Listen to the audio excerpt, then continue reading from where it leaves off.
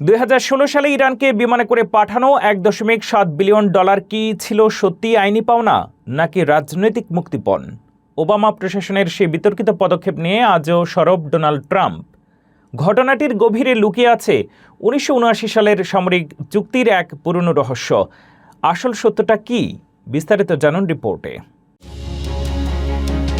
আন্তর্জাতিক রাজনীতির মঞ্চে কিছু ঘটনা বছরের পর বছর ধরে রহস্য আর বিতর্কের জন্ম দেয়। বারাক ওবামার আমলে ইরানকে দেয়া $1.7 বিলিয়ন সেই লেনদেন আজও তেমনি এক আলোচনার কেন্দ্রবিন্দু।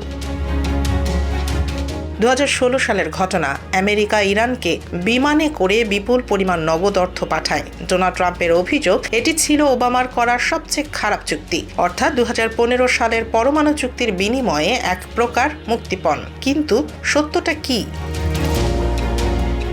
ওবামা প্রশাসনের দাবি এই অর্থ কোনো মুক্তিপণ ছিল না। এটি ছিল 1979 সালের একটি পুরনো ঋণের নিষ্পত্তি। শাহ আমলের ইরান আমেরিকার কাছ থেকে সামরিক সরঞ্জাম কেনার জন্য অগ্রিম টাকা দিয়েছিল, যা বিপ্লবের পর আর দেয়া হয়নি। দশকের পর দশক আইনি লড়াইয়ের পর হেগের আন্তর্জাতিক আদালত ইরানকে এই অর্থ ফেরত দেয়ায় রায় দিয়েছিল।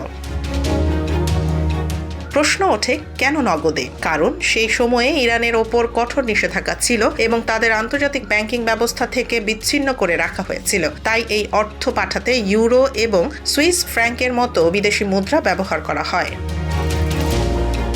সমালোচকদের চোখে বন্দি মুক্তির ঠিক পরেই এই অর্থ পৌঁছানোয় এটি ছিল একটি লেনদেন। তবে ওবামা প্রশাসন বরাবরই বলে এসেছে, আইনি নিষ্পত্তি এবং বন্দি মুক্তি দুইটি সম্পূর্ণ আলাদা বিষয়।